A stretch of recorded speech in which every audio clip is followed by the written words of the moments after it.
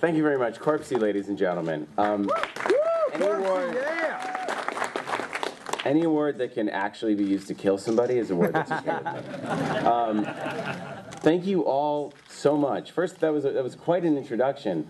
I don't know if I've ever heard my name said that many times in a short second. It was starting to like imagine other things and hearing, yeah, other people. But thank you all so much for coming. This is a tremendous honor for me. And what's really great is to see so many of the people that were, you know, huge heroes of mine. Like to see Mr. Sid Haig here. It's truly an honor. I mean, I really grew up on his movies.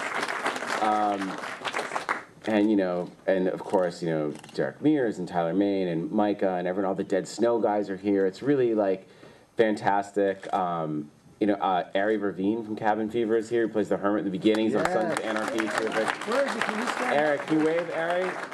There he is, right in the back there. Woo!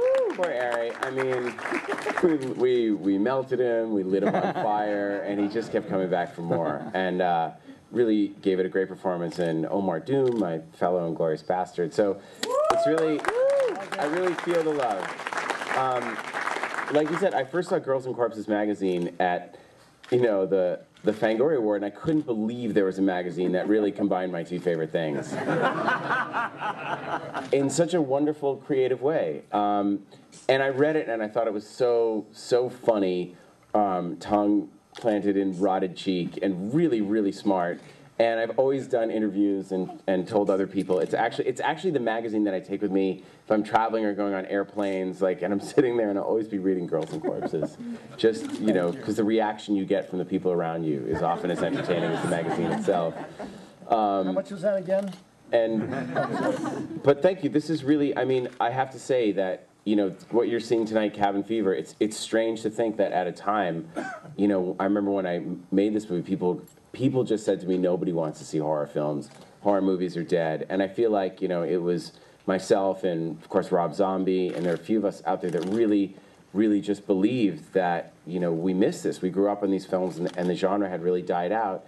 And what's so great is that the fans came out and supported new filmmakers. And, you know, filmmakers that they had only known them as a rock star. They came out to see their movie. And if they just heard that it was great and scary, they were so hungry for it that they really, really helped us, you know, get on the map as directors.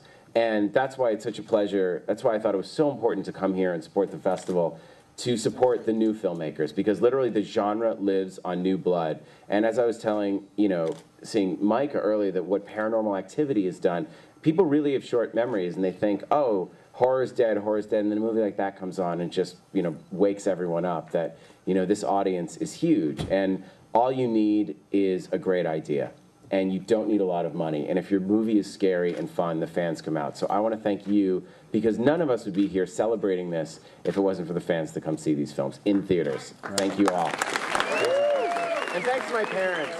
My God, they let me get sawed in half with a chainsaw at my bar mitzvah. I was a fat little Jew that girls were afraid of, because I was really into chainsaw movies, and I couldn't get enough girls to have a dance. Literally, it was like one girl that would show up to my bar mitzvah. And so I said, well, can I get sawed in half, cut in half with a chainsaw? My mom called every magician in Boston and was like, can you saw my son in half with a chainsaw at his bar mitzvah? And she found this guy, and he's like, I've never done it. And he actually, I found this out after he learned the trick for my bar mitzvah, and it was a real live saw, and he was like, please don't move. And he was actually honestly terrified. That's one thing you don't want. When you're on that table and you look up and you see the magician sweating, you don't want that to have happen. But I also thought, please get it on film. I said, if he cuts, I remember thinking, if he really cuts me on half, please don't cut the camera. Just keep rolling. Actually, that was my first thought, was that it'll be great footage.